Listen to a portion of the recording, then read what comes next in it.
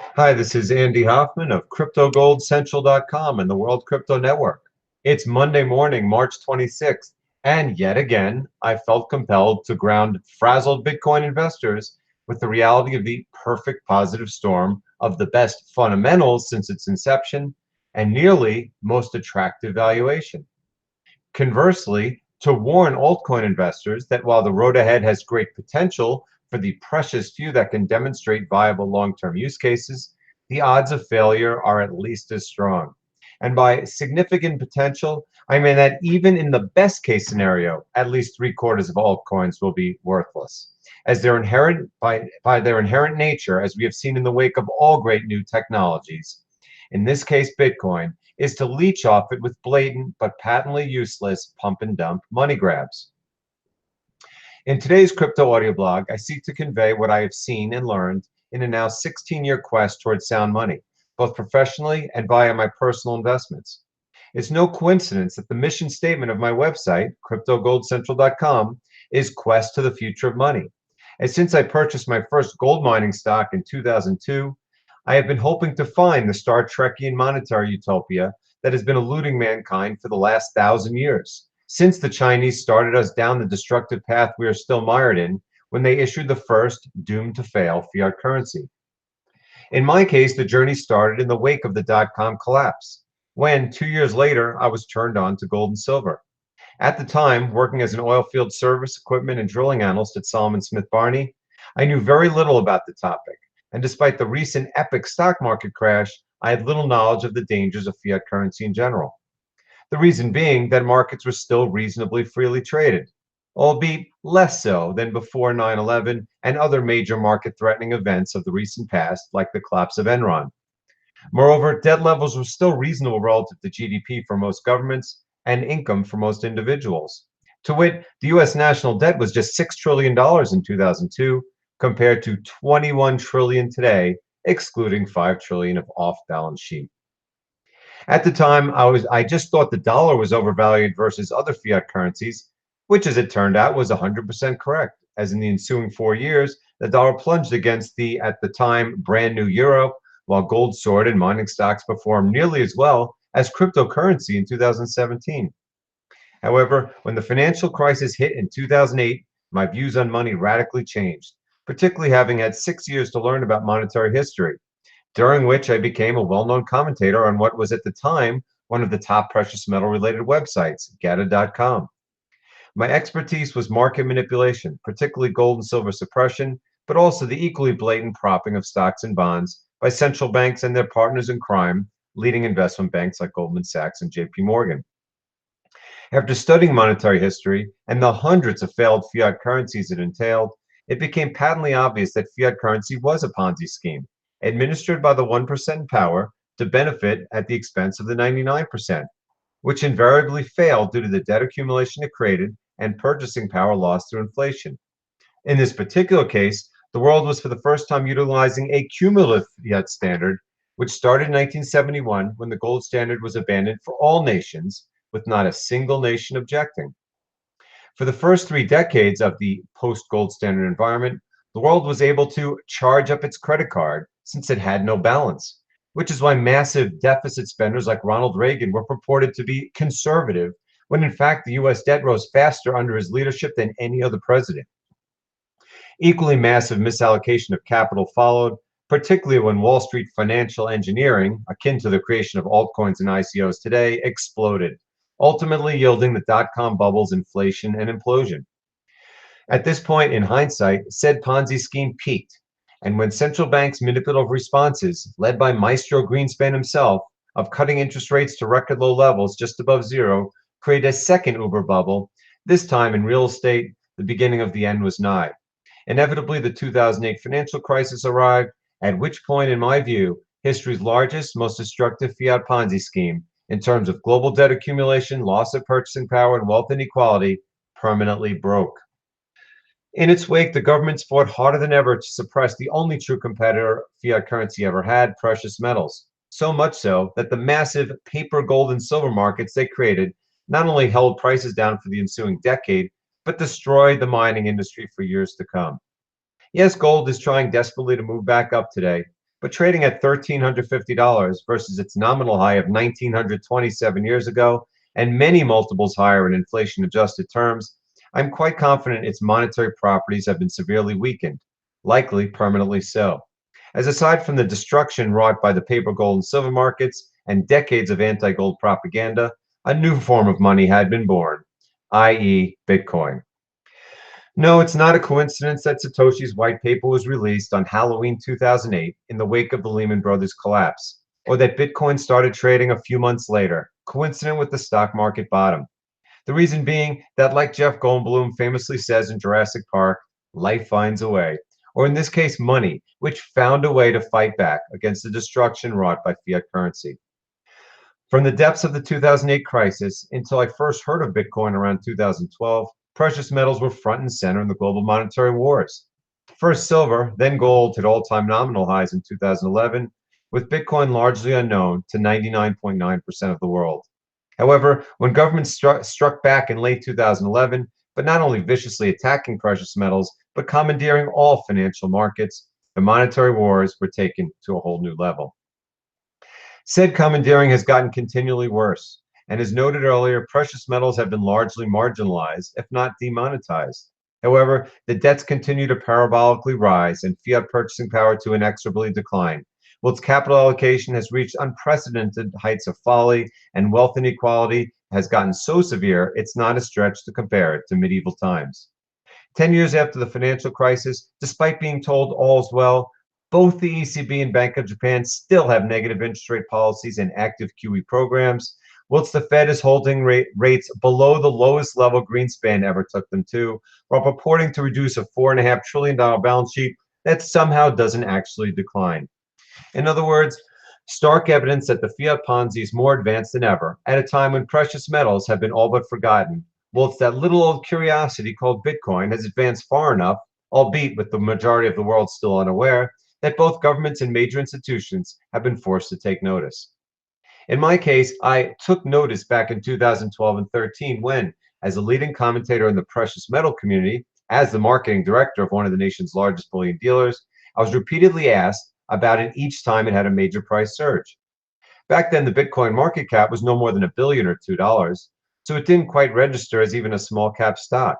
But it certainly was intriguing, given how much it was quite obviously outside the mainstream financial system, with a 21 million coin lifetime cap that may or may not be for real.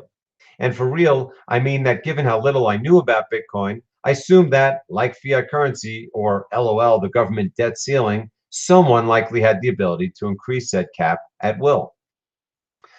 In late 2013, Bitcoin for the first time got some positive publicity when the Mt. Gox bubble inflated late in the year.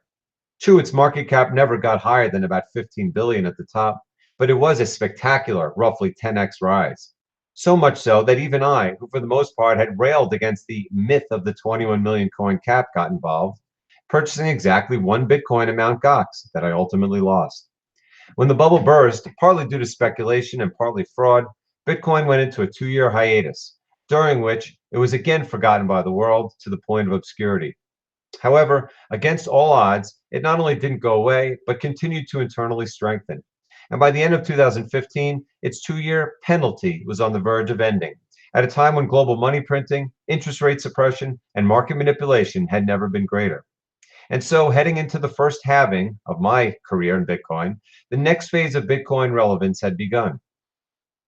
2016 was a great year for Bitcoin, as the price rose from $400 to nearly $1,000 with little fanfare and drama. Yes, the Bitfinex hack occurred in the summer, temporarily setting back the price, but for the most part, it was a FUD-free year. Then again, the market cap was still just $5 to $15 billion, so the vested interests in its growth and path were not yet strong enough to warrant the types of attacks, both internal and external, we have been accustomed to since.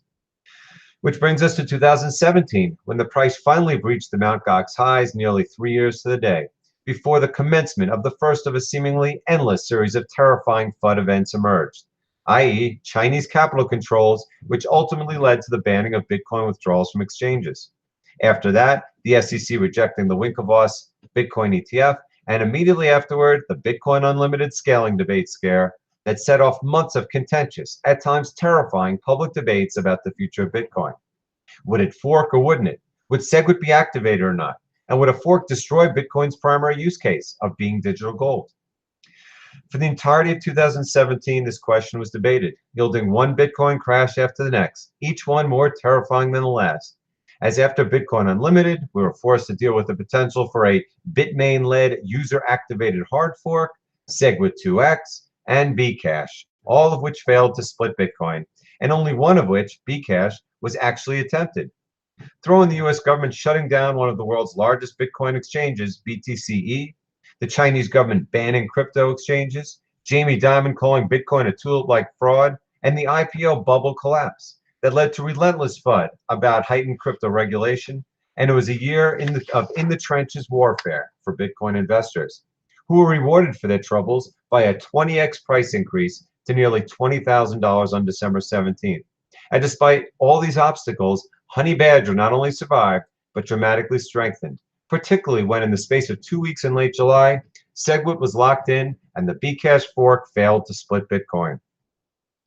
At the time its price peaked at a market cap of nearly $350 billion, Bitcoin was garnering so much attention, everyone from individual investors to institutions and governments were getting involved, yielding the speculative bubble that all promising new technologies inevitably foster, particularly during times of ultra-easy monetary policy, that for the time being sidetracked Bitcoin's focus from changing the world to becoming the hottest investment trend. So much so that Bitcoin's incredible technical, political, and social accomplishments were temporarily drowned out. This is where the ugly but entirely predictable side of humanity emerged, particularly in the halls of money, where thousands of altcoins and ICOs were fabricated to leech off of Bitcoin's success, as well as a far sexier Ethereum, which was viewed more as a 21st century technology stock than a new monetary paradigm. Throw in the significant increase in leverage enabled by cryptocurrency exchanges and the new CBOE and CME futures contracts, and Bitcoin became far more speculative at a time when a larger and larger percentage of market participants were completely uneducated regarding what cryptocurrency is, paying higher and higher average prices. In other words, the same recipe for disaster as the Mt. Gox top, only this time the stakes were much higher and the fatal flaw, speculation rather than fraud. When history is written, it will be South Korean speculators that symbolize the peak of investor lunacy, paying massive premiums of as much as 20% for Bitcoin and trading more altcoin volume than any other nation. When the crash started on December 17th, it was principally Bitcoin that was affected. In hindsight, as we just learned, because the Mt. Gox trustee, who ironically was charged with protecting Bitcoin investors, had started dumping a stash of $35,000 to pay off litigation-related debts. Altcoins declined too, but when January 1st rolled around, yielding the long-awaited wall of institutional money from Wall Street in the form of hundreds of newly minted crypto hedge funds, Bitcoin dominance started to plunge as money was thrown at every pathetic altcoin imaginable. The lower the price, the better, given the larger upside potential. The Mt. Gox bear whale continued to dump, and investors continued to pour money into altcoins, cheered on by mainstream media outfits like CNBC, which, when it wasn't colluding with Coinbase and Roger Ver to pump Bcash at Bitcoin's expense, was showing people on air how to sell Bitcoin on Poloniex to buy Ripple for $3.50. That's compared to about 60 cents today. The ensuing altcoin bubble was spectacular, yielding a 400% sector increase in 1 month, before ultimately it equally spectacularly popped in mid-January, just in time for the Mt. Gox trustee's final Bitcoin dump in early February. By the time the crash ended February 6th, Bitcoin was down 70% and the average altcoin 80 to 90%. However, that's where the next phase of the saga commences, as while Bitcoin's fundamentals have never been stronger, getting more so each day, altcoins are now being scrutinized as the emperors with no clothes, 95% plus of them are. This with Bitcoin dominance still just 40% or so, compared to the mid-high December high of 61%, and the average altcoin price still higher than when the December-January bubble started. Throw in the fact that somewhere in the neighborhood of 3 or 4 billion of Ethereum sit on the balance sheets of hundreds of fraudulent ICOs just waiting for a catalyst to be sold, and you could see just how much danger the altcoin sector is still in. And I haven't even discussed the virally spreading fact that the number 2 cryptocurrency, if you can call it that, and I say number 2 because I don't even count Ripple, Bcash, is an all-out dump, pump and dump Ponzi scheme fraud. Financially, it's difficult to determine how things will play out in terms of both scope and time. In the case of altcoins, my view of the ultimate outcome is far clearer, as from every conceivable angle, what we witnessed in December and January was an all-out speculative bubble, in Nasdaq-like fashion, based entirely on hype and not at all on substance. Thus, given that my best case scenario was for three-quarters of the sector to go to zero, you can imagine what the worst case scenario might look like for the 95% plus that were born for no other reason than to pump and dump. To that end, I'm intrigued to see which altcoins survive and thrive, as I assure you, not only will there be altcoin winners when all is said and done, but several spectacular winners, some of which haven't yet been launched. But for now, falling knife is a pretty appropriate description of the sector. So if you have any thoughts of jumping in, do it very carefully with funds you absolutely can handle losing. As for Bitcoin, I'm equally intrigued to see how its bear market plays out, as no matter how well I think I understand it, both as a product and an investment, it continually confounds me with its behavior. News-wise, I've never witnessed a period of calm so profound, as on a daily basis, essentially everything that emerges is Bitcoin bullish, be it technologically, politically, or monetarily. For the first time in my nearly 2.5 years of being heavily invested, essentially 100% excluding non-liquid assets, I awaken each morning knowing nothing will be wrong, which is quite a remarkable turn of events from 2017, when essentially every day was marked by a new existential threat. The network has never been larger or more secure, running at multi-year highs in speed and lows in fees as its technology is dramatically upgraded and competitors like Bcash shrugged off. And all the while, its use case as digital gold continues to grow, given its $100+ billion market cap, which is still chump change relative to the $300 trillion legacy financial markets, in an environment when history's largest, most destructive fiat Ponzi scheme grows inexorably larger. So to fellow Bitcoin hodlers, I can only say that while the financial seas remain stormy, the reality of what Bitcoin is and where it's going has never been calmer. Conversely, altcoins as a whole are in far stormier seas, with hope and prayer being their primary investment drivers for the foreseeable future. Sure, they could be rescued by a major Bitcoin rally, which of course could emerge at any time. However, without such a rally, which could just as easily take months to develop as weeks, a dot-com-like end with total catastrophic loss is a distinct possibility. Hopefully today's extended crypto audio blog makes you think hard of where Bitcoin and altcoins were, are, and are going. As while in some cases the best decision will be to do nothing, in others, radical choices will have to be made. Thanks and have a great crypto day.